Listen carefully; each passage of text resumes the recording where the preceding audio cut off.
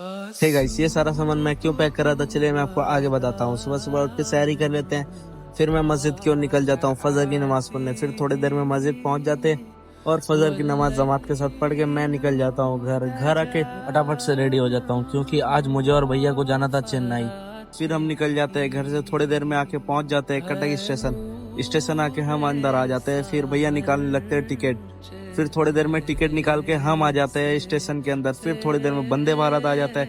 हमें जाना था अमृत भारत में, जो कि इसका छोटा भाई है। थोड़ा देर वेट करते ही अमृत भारत आ जाता है और मैं सबसे पहले गाड़ी पे चढ़ जाता हूँ। गाड़ी पे चढ़ने के बाद हमें मिल जाता है 3 सीट, जो कि पूरा फ्री होता है। फिर थोड़ी देर पे गाड़ी कटक स्टेशन से छोड़ देता है। फिर मैं सो गया था। जब सो के उठा, जोहर का टाइम हो गया था। फिर जोहर में नमाज पढ़ने के लिए रेडी हो जाता हूँ। जोहर में नमाज पढ़ के दुआ करने लगता हूँ। फिर आ जाता हूँ बाहर, मुझे दिख जाता है एक पहाड़।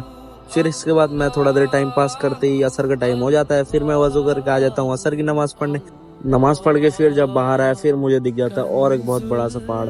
फिर ये सबको देखते ही मगरिब का टाइम हो जाता है और हम बैठ जाते हैं इफ्तारी करने। आज इफ्तारी में कुछ इतना सामान था। फिर मगरिब का नमाज पढ़ लेता हूँ। फिर हम सब बैठ के थोड़ा देर बात करने लगते हैं। फिर उतने में रात का खाना ले लेते हैं। रात का खाना लेने के बाद फिर मैं लेके रख देता हूँ। रख के ईसा की नमाज पढ़ने लग जाता हूँ। ईसा की नमाज पढ़ के मैं और भैया निकल जाते हैं पानी लाने। पानी लाने के बाद खाना खा लेते हैं। खाना खा के मैं इस ब्लॉग का यहीं पे इंतकाल करता हूँ। मिलते हैं कल के ब्लॉग में। बाय बाय, अस्सलाम वालेकुम।